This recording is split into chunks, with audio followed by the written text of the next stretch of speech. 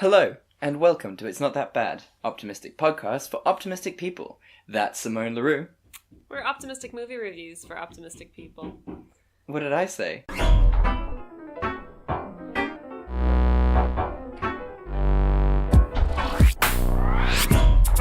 Optimistic podcast for optimistic people. That's a good point. Thank you for your director's note. I will take that on board. Optimistic movie reviews for optimistic people. I should know. I mean, it's like episode 19. Episode. Yeah. So I should know these things by now, but clearly I don't. Hello, and welcome to It's Not That Bad, optimistic movie reviews for optimistic people. That's Simone LaRue. And that's Chad Ekowitz. And today... I don't know. I didn't know where I was going with it. I just said "and today," and then I didn't have anything else. Oh, were you not going to follow that up? I didn't think it through. Okay. I would have loved to have you set that up for something really good. It sounded like you were really positive, that you had something great you were about to say. I wish I hadn't have interrupted you so we could have figured out where that was going to go. Yeah, hello everyone, and welcome to another episode of your absolute favourite podcast, bar none, where we talk about two movies every week, and we tell you why they're not that bad. Yeah, and this week we will be covering two movies that truly aren't that bad, and I think deserve some love. Yeah, I think this is a sort of a follow-on of our Horns episode from way back when, where, you know, the movies didn't get the reception they deserved, and we're here as their ambassadors to show you why you were all wrong in flouting these films. So, Simone, tell the people what movie you will be defending this week. I will be defending the latest Ghostbusters movie, which was controversial at the time, and it shouldn't be. Yeah, I mean, we'll get into it properly, but, I mean, how is having 4 female protagonists controversial? Like, it just doesn't make sense to me. You know, some people are just very angry, and that's on them. And, I will be doing the superb movie that is Van Helsing. It's so good. It's so bad and so good, and it's just wonderful. So let's just, dive straight into it, because I think we need to, just defend these films, show you why they're not that bad, and get you on board with us. We're creating an army here, sort of like Dumbledore's army, but for terrible films. And optimistic people. So what are you drinking, Simone? I am fighting off a hangover. Fair. So, I am drinking coffee and electrolytes. Just straight electrolytes into the veins. Yeah, I'm just snorting the rehydrate powder, actually. So, not fun, but rest assured I made up for that drinking last night. Exactly. Too much. And you're being responsible now, even though I think there is a lot to be said for the hair of the dog, but... I think it's, if anything, I'm being responsible a bit too late. That's our slogan as millennials. That should be the baby boomer slogan, to be honest. Oh, we're worried about the environment now. Yeah, they kind of fucked it, and now we have to be like, oh, well, what am I supposed to do with this? Ah. Oh, man. And what are you drinking, Chad? I am drinking nothing. A podcast first. I've remembered too late that I haven't got a drink, and I've made the executive decision not to go the 10 meters downstairs and go and pour myself a drink. I stick by my decisions, and, that's what makes a great leader. Even if they're the wrong decision, you defend it to the death, as we can see, by many brilliant presidents that have come and gone. Sticking by your decisions when they're clearly wrong is the only way to do things. It's a Trump episode, y'all. Every episode is secretly a Trump episode. That's kind of the reality we live in now. Well, we will be getting into men who hate seeing women succeed, so... Yes, so I think that is a good segue there, and I think you should go first, because I went first last week. Okay, that's fair. Yeah. And also I'm actually drinking something, so... Yeah, so even on the basis, like, in all probabilities, you've still got alcohol in your blood system. I definitely still have alcohol in my blood system, and my brain is punishing me for it. This is going to be a slow episode, y'all. Enjoy it. Please forgive me. Alright, Ghostbusters, Answer the Call. I believe that's the subtitle, wasn't it? Was Answer it? the Call. I think so. I wouldn't be surprised. I'll get into it. I don't want to... I was about to be like, and I love how they've done this. So, okay. So, this Ghostbusters remake starts with Erin Gilbert, a not-so-celebrated particle physicist who's trying to make tenure at her university, played by Kristen Wiig. Kristen Wiig. Why do I want to call her Kirsten? I thought it was Kirsten. Because that's what it sounds like when she used to work for SNL. No, it's Kristen. It sounds like, when that guy's like, Kirsten Wiig. Yeah. He doesn't say like, Kristen Wiig. Apparently he's been saying it all that time. Sorry about that. So, played by Kristen Wiig. As she's about to get tenure, she realizes that a book that she wrote with her best friend Abby Yates, played by Melissa McCarthy, on ghosts and on ghosts being real, basically, has been published again and people are reading it. Horrified that it's about to affect her chances at getting tenure, she rushes over to Abby's lab, where she is working with Gillian Holtzman, played by Kate McKinnon, boop, boop. on ways to find ghosts. I want to say goat. I don't know. Look, you can find ghosts, you can find goats. You can find ghosts. There's nothing that can stop these goatbusters. I'm doing so great. You're doing you, and I'm proud of you. Jewish mums, fun to fun. You're doing great. The three of them, while they're arguing, hear about nearby haunting and go to check it out. Erin decides to tag along, even though she firmly says she does not believe in any of the stuff she wrote about. They do, in fact, manage to encounter a ghost. Kristen's so excited about it. I keep calling her Kristen. Erin is so excited about it that, the fact that they've proven ghosts are real, but unfortunately, nobody believes them, even though they caught it on camera, and she loses her job at Columbia University. But she's in it now. She's ready to hunt some ghosts. And the team is finally completed by Patty Tolan, played by Leslie Jones. Great. Who, just so funny. She's so good. And together they form the Ghostbusters with their lovable secretary, played by Chris Hemsworth. His name's Kevin. Kevin is perfect in every possible way. It makes me so happy. Kevin is so good. Together, the four of them uncover a plot by Rowan North, played by Neil Casey, to open up the barrier between our world and the ghost world and unleash ghosts across the world and start an apocalypse because he was bullied for being too smart.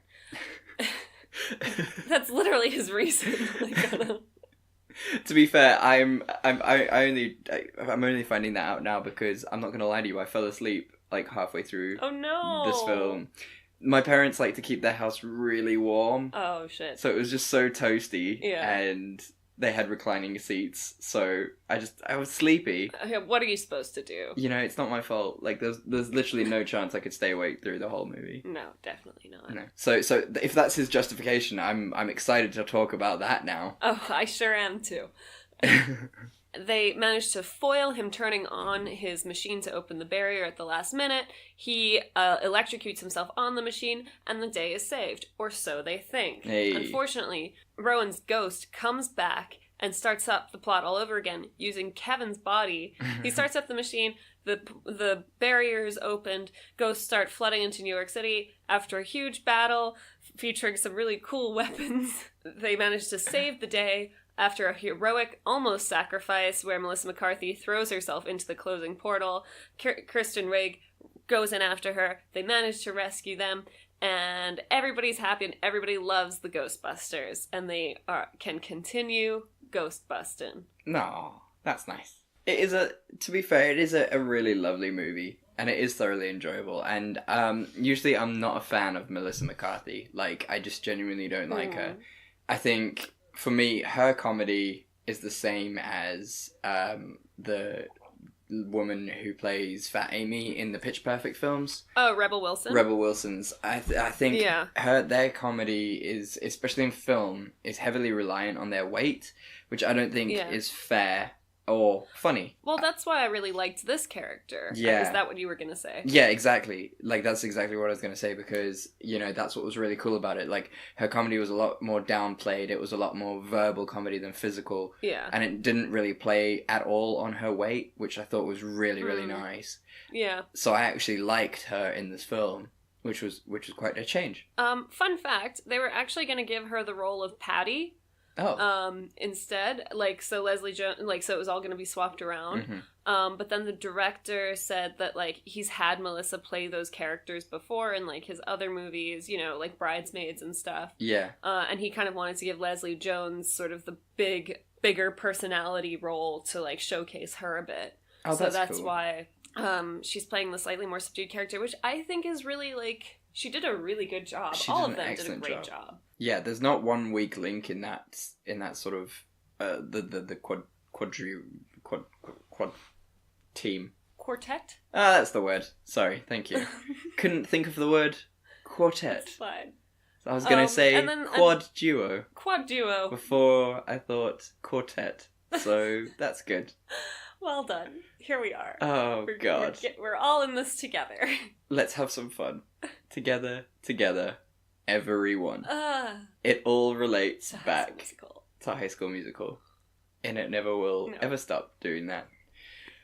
Oh, I am sorry for everyone who's listening. To be fair, this is the second recording we're doing this week. It's been a hard week for both of us, and to follow up on a Nicolas Cage week, you kind of need a month to just breathe. Yeah. And we don't have that luxury. Yeah, a lot of my friends were saying, like, oh, you guys should do, like, a Nick Cage month. And I was like, I don't think you understand, like, what a toll that's going to take on me.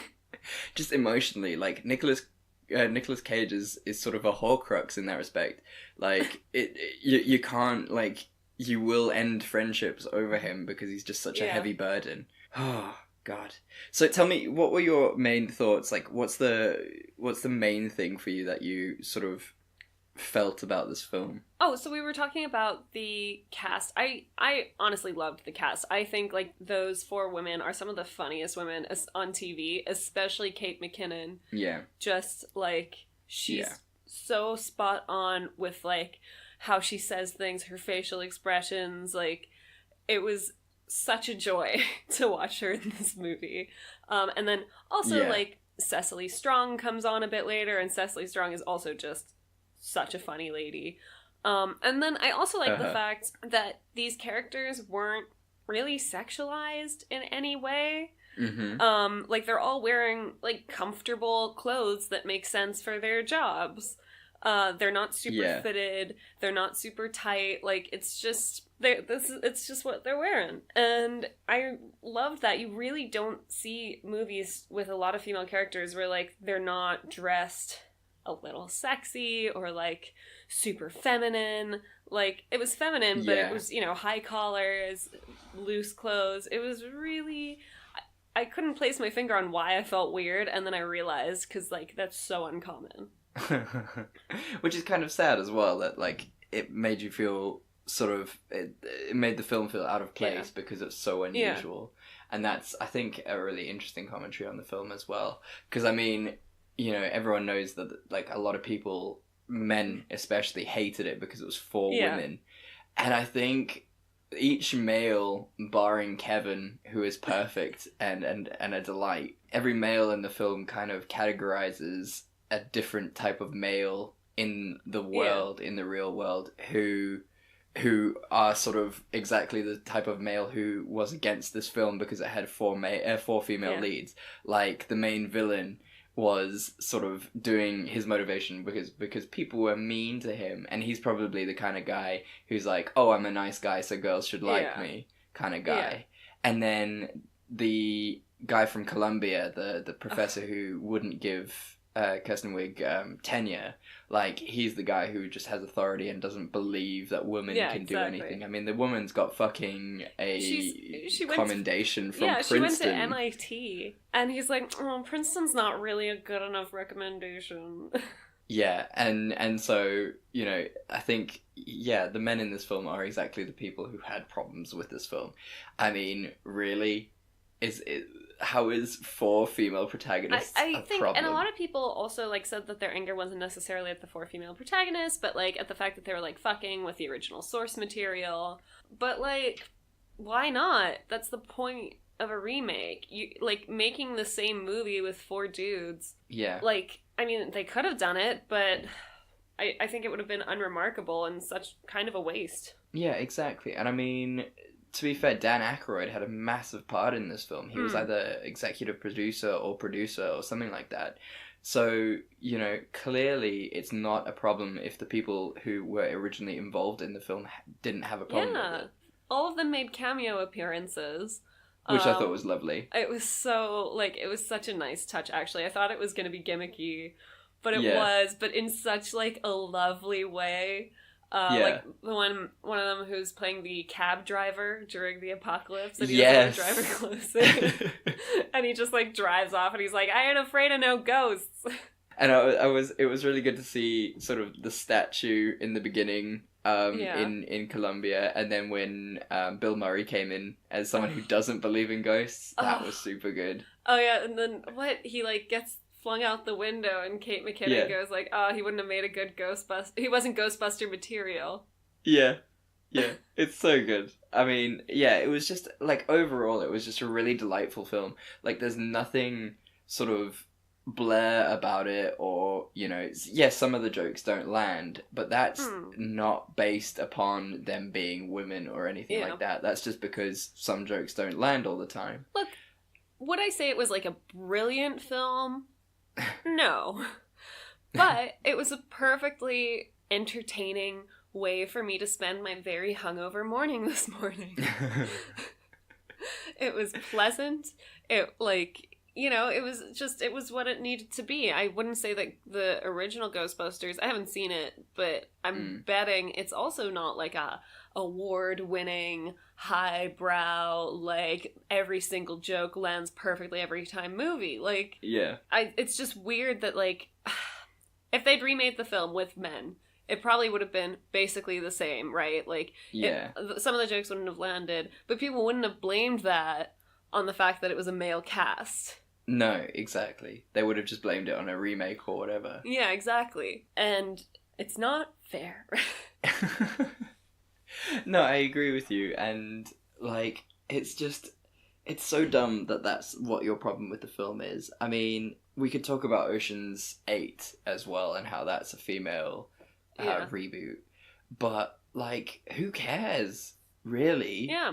Like, yes, movies are incredibly important, but in the grand scheme of things, they are still just films. They're just movies. And we had this discussion about Star Wars, which people also complain about the inclusion of female leads in.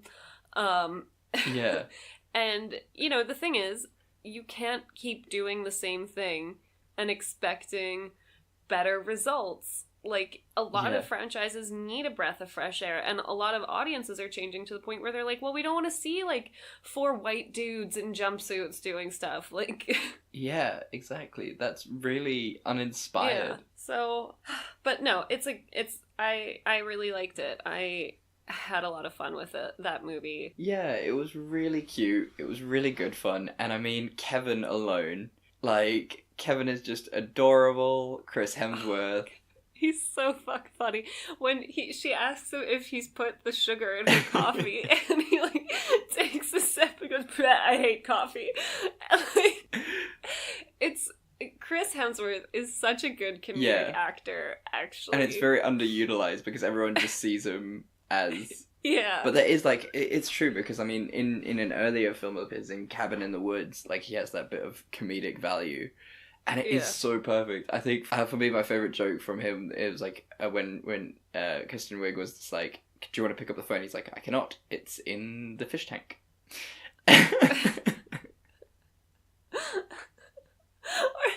he's doing the call and he's like, oh, that was boring.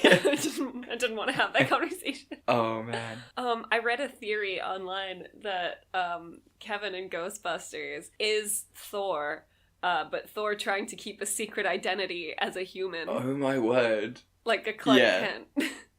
It would explain the glasses thing. The lenses kept getting dirty. That's so good. Oh man, that is a great theory. I would love to see that. There you go. Avengers 4, Nicolas Cage, all 3 Spider-Mans, all 3 Hulks, and now the Ghostbusters. Yeah, Thor is Kevin. And Thor as Kevin. He doesn't come back as Thor. He's just Kevin. It'd be amazing. It'd be perfect. Have you seen those videos of Chris Hemsworth doing, like, he as Thor moving in with his Australian with roommate? Garth. Yeah, with Garth. Those are so perfect. So what is there anything that you sort of didn't like about this movie that could have that you know you think was a bit of a miss? There was like an odd bit where like her ex kind of shows up. Erin's ex shows up and he talks to her and she's like, I really don't have time for this right now. Like, can you please fuck off? But then that's it. Like, that's the end of that.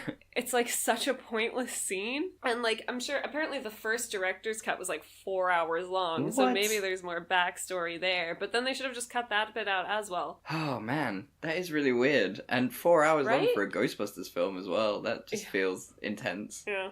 I thought it was very, very cool, all the like scientific mumbo jumbo between Aaron and Melissa McCarthy's character.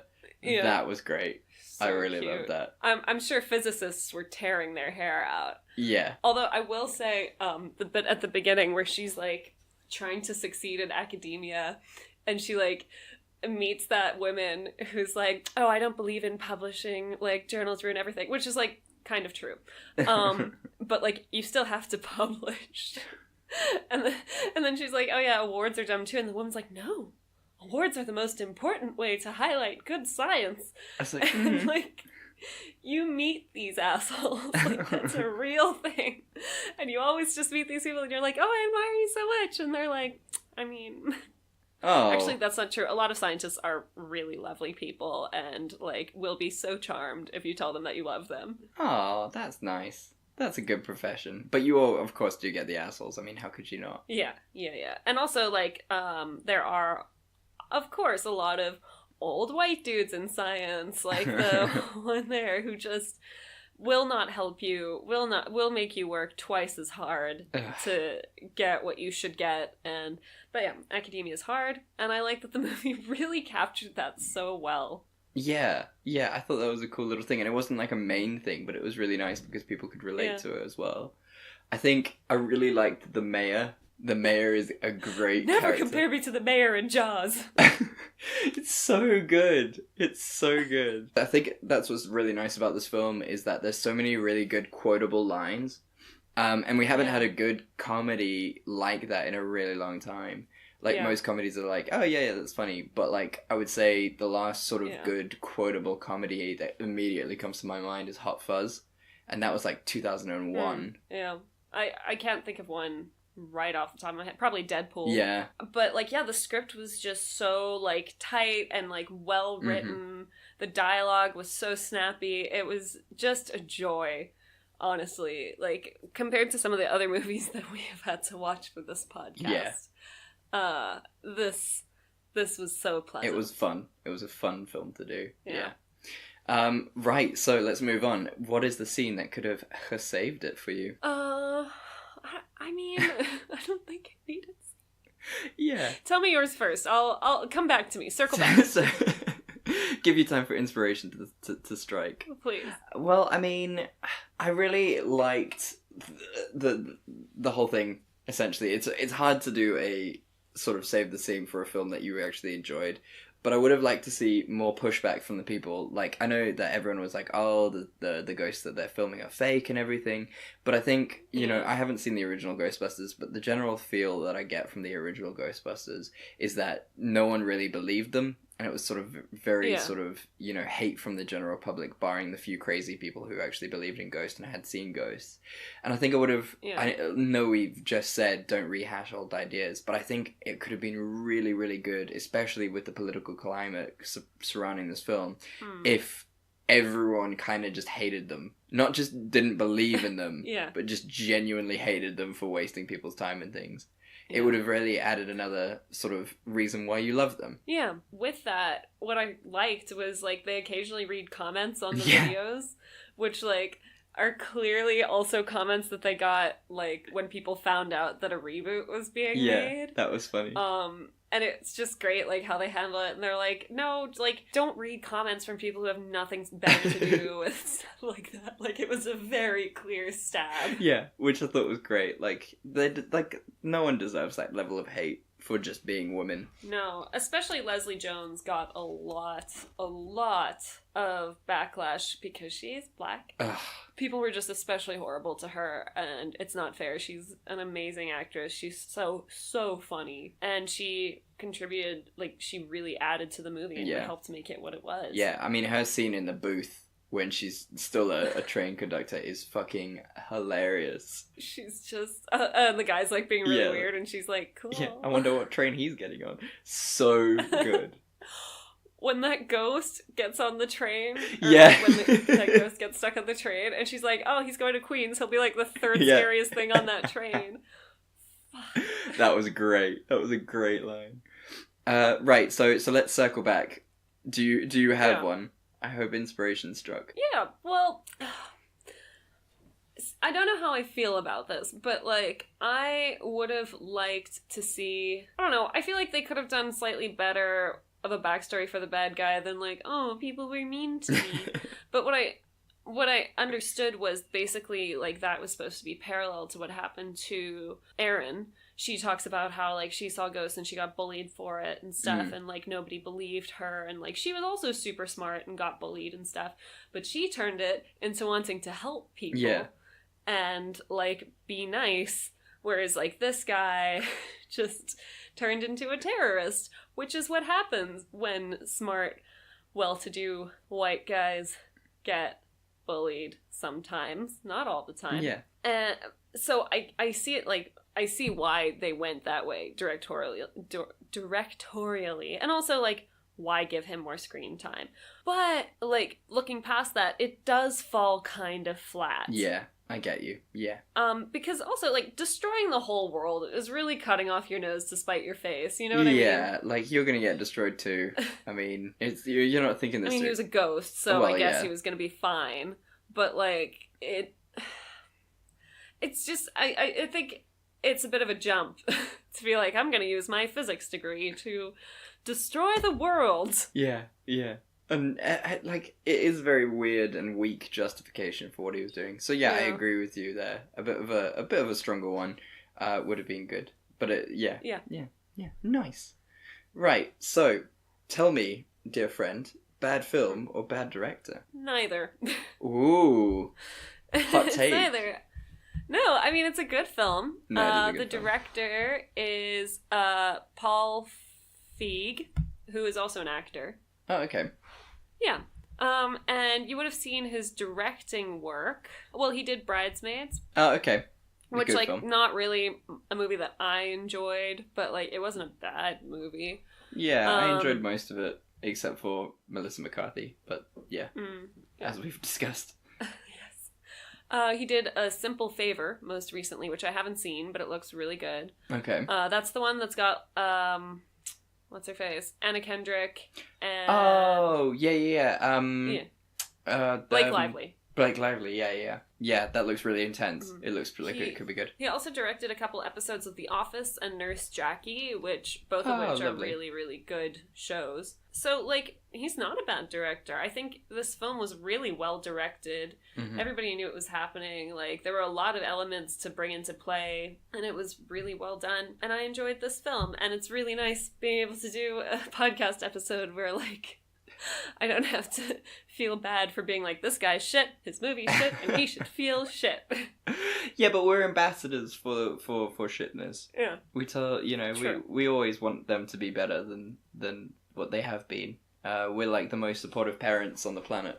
That's all we do. We're not mad, we're just disappointed. Yeah, but we're not even disappointed. Here's another, go. You did your best. What if you took another class? What if you... Do you need to travel for a bit? Do you need to... Well done, Simone. That was great.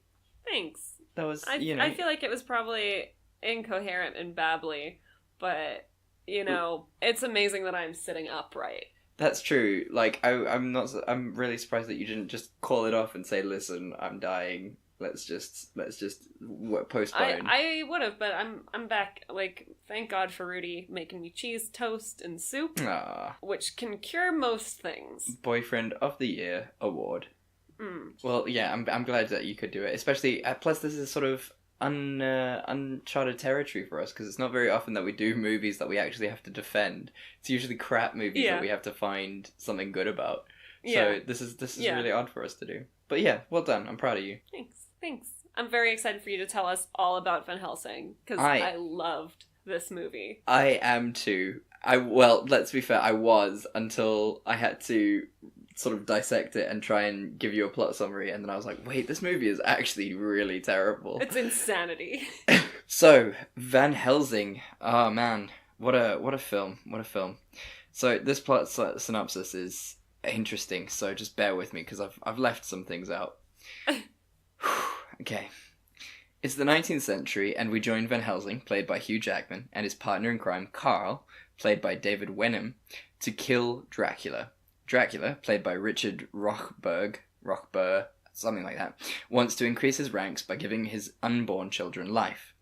Now, this plan is years in the making, when he has employed Dr. Frankenstein, played by Samuel West, to create a monster for him in order to breathe life into Dracula's children. But Dr. Frankenstein did not want his creation to be used for such purposes, so in a really convoluted plan that makes very little sense when you think about it, Frankenstein's monster, played by Schuyler Hensley, is buried alive so that Dracula cannot use him for evil. Van Helsing travels to Transylvania to begin his quest when he runs into Anna Valerius, played by Kate Beckinsale. Anna is a Romanian princess? Transylvanian princess? Not a princess? She's royalty of some kind. She's a princess. Okay, she's a princess. So Anna is the last living heir of the Valerius family. Now, years before, her great-grandfather swore that none of the members of her family could pass into the gates of heaven until Dracula was killed. So the pressure is kind of all on her. Shenanigans commence, and that leads to Van Helsing being bitten by a werewolf. Now, this isn't necessarily a bad thing, as the only thing that can kill Dracula is a werewolf. The problem is that Van Helsing will be under Dracula's control once the werewolf transformation is complete at the last strike of 12 on his first full moon. After some more shenanigans, Van Helsing and Anna find Frankenstein's monster in a cave. They try to protect him, but fail miserably, and he falls into Dracula's hands. Dracula uses him to animate his children, and boom, shit doth hit the fan. So now Van Helsing must fight Dracula, and we find out that Van Helsing has a past life where 400 years ago he killed Dracula when Dracula was human, and he is also the left hand of God. He kills Dracula, and all of Dracula's children and all the other vampires everywhere die. Oh, and during the fight with Dracula, he unfortunately kills Anna. They had a relationship sort of thing, so it's kind of sad. The end of the film is Van Helsing burning Anna and her spirit going off into heaven, and that's the end of the film.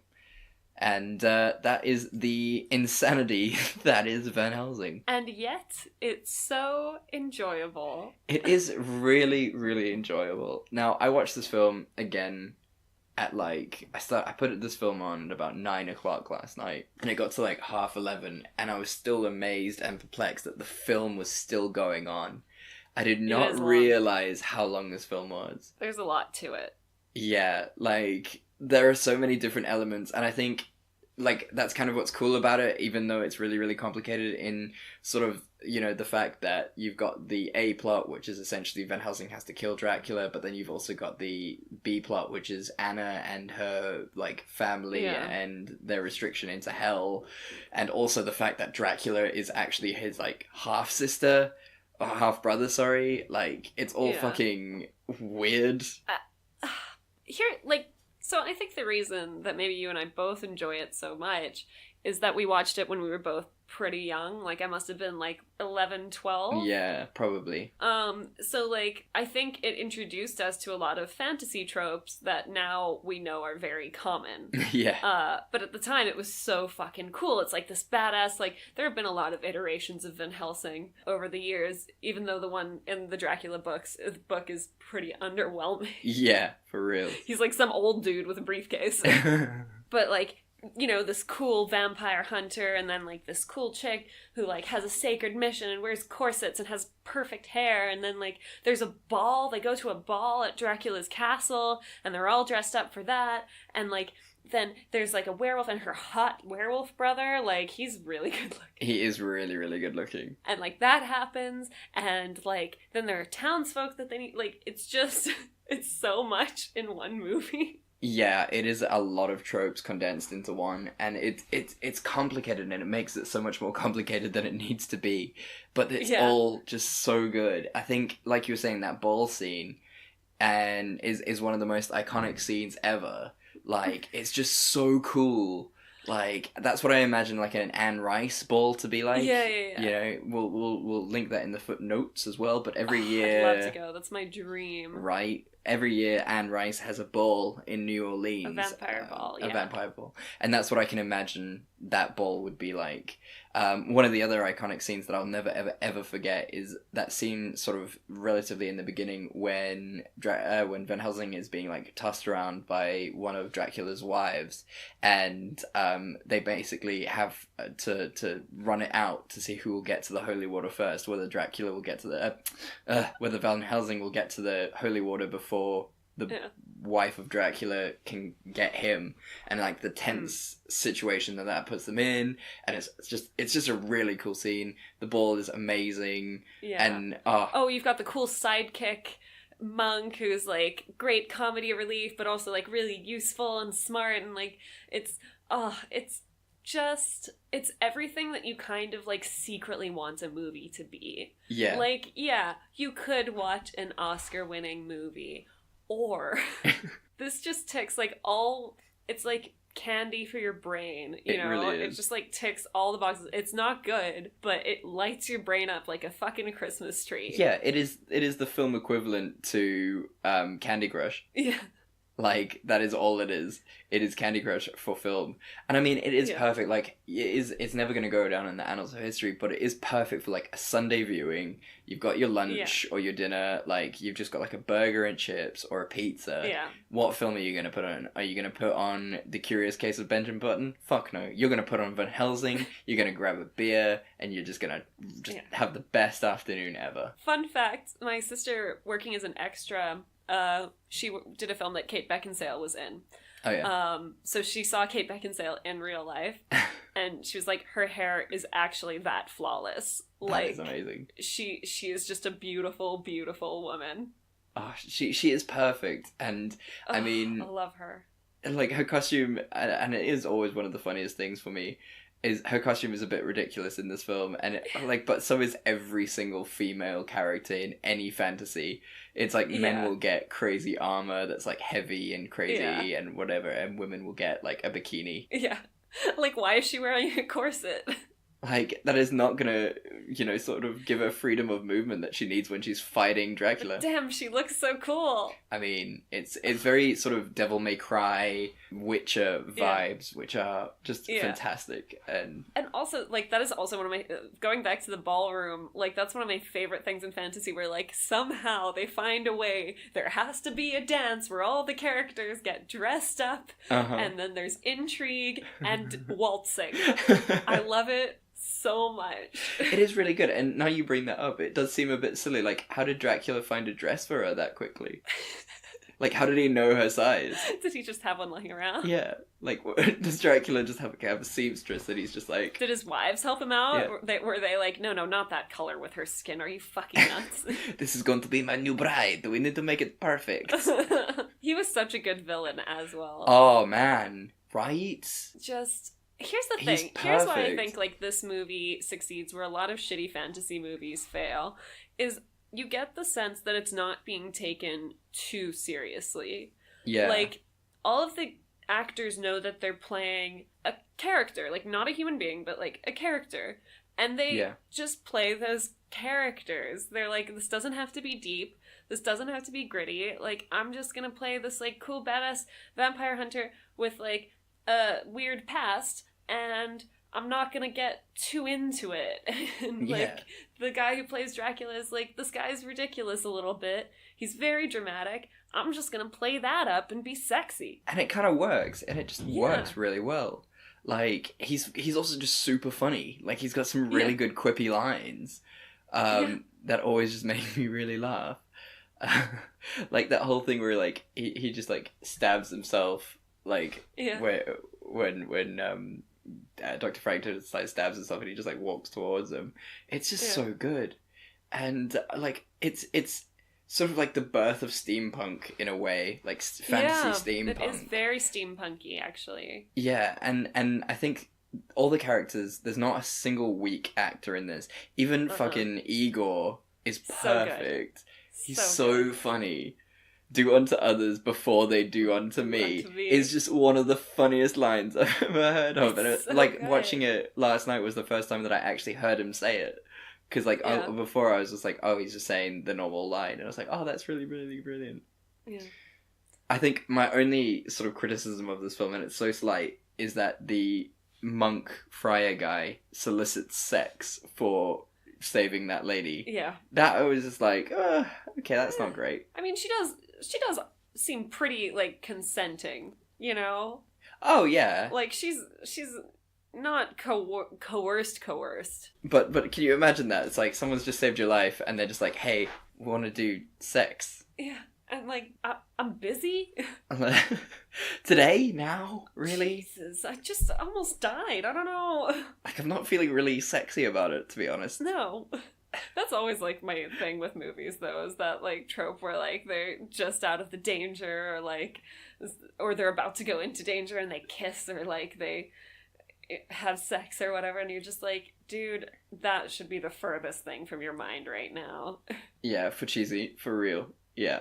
I mean, that's a good question, actually, and I wanted to ask you, is how did you feel about their Van Helsing Anna relationship? Did you think it was a bit forced, like in Jupiter Ascending, or...? I did. That was actually going to be my scene that could have saved it, was, like, they didn't have to have a relationship, you know? Like, it could have just been this really cool, like, mutual respect and friendship thing. I thought that the whole thing was really forced. Yeah, no, it did feel forced. And also, it didn't really add anything to the movie. Like, he still had to kill Van Helsing, or kill Dracula with or without helping her. Yeah. So it would have been cool if he just met, like, this badass lady and teamed up, and, like, they were, like, really good friends about it. Like, he could still be sad about killing her. Yeah, exactly. Like, they could have really played on that, and, like, he could have been like, oh, hey, once we're done here killing Dracula, do you want to come with me back to Rome, and we can... you know, fight crime ass together. Yeah, exactly. That could have been really good. That would have been really good. Yeah, that would have been really cool. And then he kills her, and then it's like, oh, well, now he's a murderer, and, you know, all that type of thing. Yeah, that's really good. Well, I think I should then, since we've done your scene that could have saved it, just immediately flow into mine. And mine simply was that I wanted a little bit more Dracula story. Yeah. I think, you know how in World of Warcraft, the orcs had justification for doing what they were doing. I would have liked to have really seen a justification of what Dracula was doing. And I mean, we do see it a little bit where in the beginning when Dracula's just like, oh, why are they killing us? Why do they hunt us down? We only take what we need. I mean, that's what they do with cows and shit. And, like, you're like, yeah, okay, cool, alright, fine, I get where you're coming from. I'm pretty sure if cows could revolt against us, they would, so... Exactly, but they don't, so we're fine. But, yeah, so I think a little bit more of a justification of why he wanted his children alive. And it's pretty easy to have a justification of why you want your children alive more than just killing humans, you know? On top of that, like... they kind of imply that he genuinely loves his wives. Yeah. Like, he really does try to make them happy, and, like, he wants them to be, like, in a good space and have kids and stuff, and, like, it's implied part of the reason he's doing it is because his wives have said that they want, like, kids. Yeah. And it would have been cool to see more of that, to, like, maybe see a bit of a relationship between them where they're not just, like, gyrating on him. Exactly. Yeah. Because they are really cool characters as well. I mean, they're not the best actresses in the world, but they're not terrible. No. They played, like, they figured out that they had to be playing characters. Yeah. And they did that. And it was very entertaining, and they were really cool. Yeah, they were really cool. Super powerful. Yeah, the transformations from, like, vampire skin to normal, sexy Arabian lady clothes was really cool. Like, the outfits made no sense, but they were still really, really cool. You know, they're fashion icons. They're starting trends. It's just so juxtapositioning with everyone else in, like, heavy, dark, drab clothing, and them in, like, see-through belly dancing pants. Yeah. And you're like, what? Well, you know what? If you can't feel the cold... That's fair price. Fuck it. We're nothing, essentially. Oh, man. Yeah. Right, shall we move on? Yeah, so is it a bad film or a bad director? I would agree with you on neither. Nice. Now, yeah, I think this is a really wholesome episode in that respect. You've got the guy, Stephen Sommers, and it's a really rare position where he was both the director and the writer of this film. So, you know, I think that is good for this film, especially with how complicated it was and how many, like, subtexts and things there were, and B plots and C plots and whatever. I don't think if he had written it and given it to anyone else to try and direct, it would have just been an absolute shambles, because at least in his head he knew where everything was supposed to go. It's very much like Christopher Nolan. He does these really complicated scripts that make no sense to anyone else if you read the script. Yeah. Like, you know, if you look at Memento, if you look at Prestige, like, the switching of time will confuse anyone else, and that's why it's good to have him direct it. And same with Stephen Sommers. But in terms of his sort of repertoire, he's done Catch Me If You Can, The Adventures of Huck Finn, the original Jungle Book, the 1994 version, The Mummy and The Mummy Returns. Okay. Those are the ones you liked, though. Those are the ones I liked. So I think he's good at a good old-fashioned romp. He knows what he's doing when it's, you know, he knows that it's silly. He knows that they're not going to be sort of these Oscar-winning films. They're just really good, badass films with explosions and guns and fun. So I think that's his purpose, and he hits that really, really well. So yeah, Stephen Sommers, good director, good film. Yeah, just keep on rocking on with what you're doing, Stephen. Okay. I feel like this episode was a bit of a Christmas present to ourselves, where we could just be really nice. Yeah, especially after everything, after the week we've just had with Nicolas Cage. We needed this. You know, and the way we're both feeling today, I think, like, our hearts just needed this. Yeah, definitely. Just something wholesome and lovely. Yeah. So Simone, new segment. We love it. Yeah. What's gonna podcast, do you reckon? So, I am continuing this episode's trend of bucking the trend of what we usually do, which is find a trailer for a movie that doesn't look that great. And initially I was going to talk about this because I was so the movie I picked is Bird Box, which is coming out on Netflix on the 21st of December. And I read the book for Bird Box, and I loved it.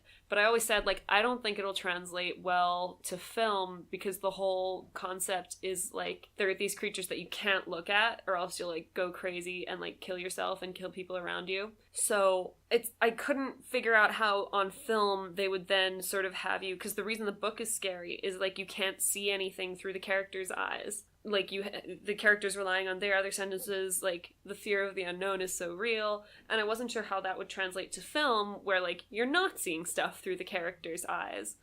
But then I watched the trailer, and Sandy Bullock's in it, John Malkovich is in it, it looks fucking incredible. I am hoping it will not podcast, because I'm so excited about it. Yeah, it does look really, really good, and not having known anything about the book, and seeing the trailer, it looks properly in the Netflix fashion of dark and gritty and a great cast, and it's really good to see both John Malkovich and Sandy Bullock doing series, which it's going to be good. It's going to be really good. Well, we hope it's going to be really good. We're rooting for this. I have so much trust in Sandra Bullock.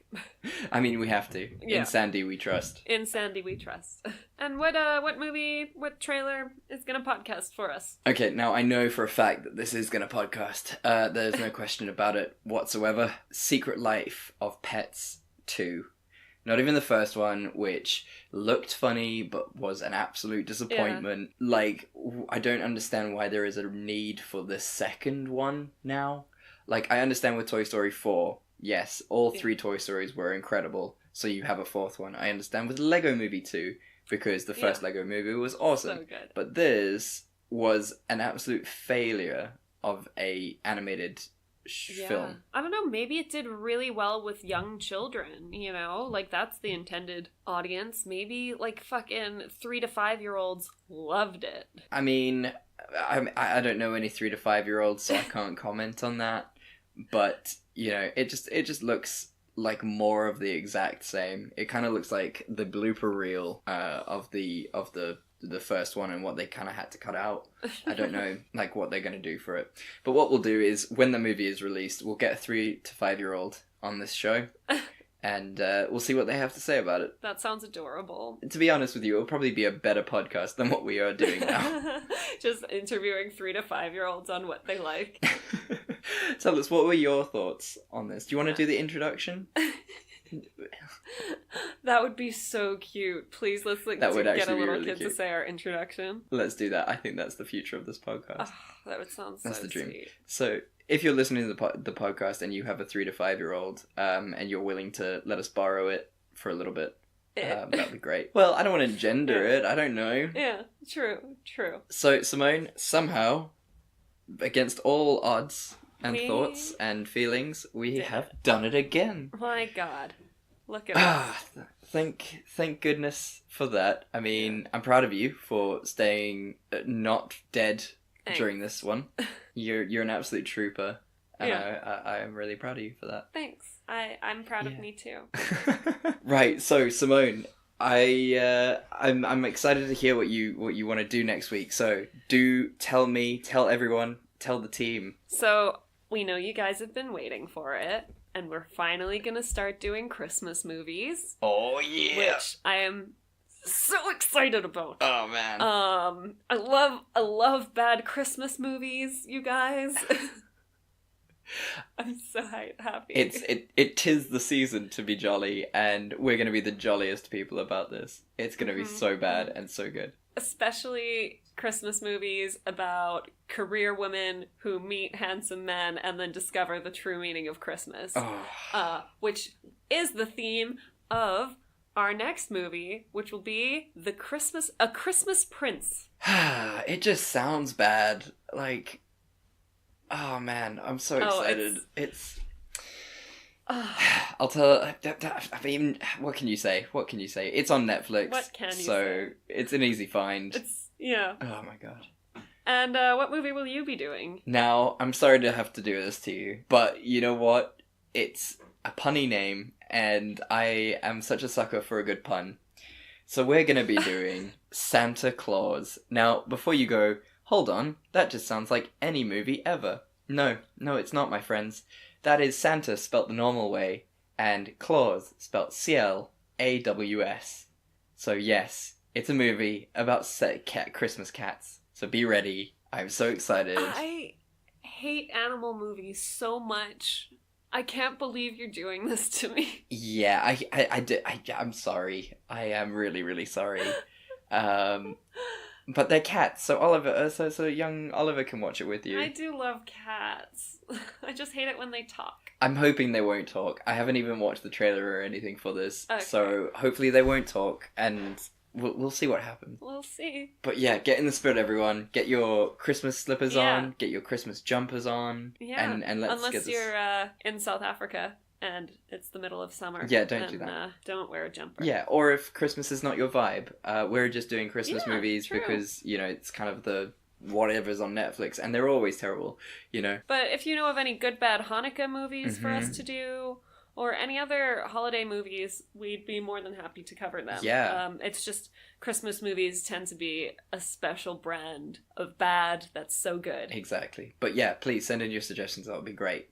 But yeah, well done. Thank you for listening to us again. Thank you for bearing with us in this episode of Shambling Through. Tell your friends, tell your family, tell your distant cat cousins. definitely tell the last remaining heir of the sole family left that's needs to kill Dracula. And you know, if you need someone to call the Ghostbusters, because they're always waiting. Please like and... Who are you gonna call? To be honest, I would call the Ghostbusters. That is who I would call. But yeah, only if there's something strange in your neighborhood. Yeah, and to be honest with you, I ain't afraid of no ghosts. I'm just gonna put that out there. So thank you for listening. Please like and subscribe. Simone, where can the people find you? Where can they find us? People can find me on Instagram at simone.le.roux. They can follow us at It's Not That Bad 1 on Facebook and Twitter, and then It's Not That Bad Podcast on Instagram. And they can email us at itsnotthatbadpodcast@gmail.com. Perfect. And that's where you want to send your Kwanzaa or Hanukkah suggestions for the rest of the week. We've got a whole month, yo. We're not going to be doing Christmas the whole month because we're not fucking insane. No. So yeah. You can find me on Instagram at chatsby1993 and the same at Twitter. So that's CHADSBY 1993. And you can also find us both on Forge and Flint, the parent website of this podcast, for all of our interesting articles, fantastic short stories, and awesome poetry. So, Simone, how do we do the end of every episode? We love you, and there's nothing you can do about it. Goodbye! Bye.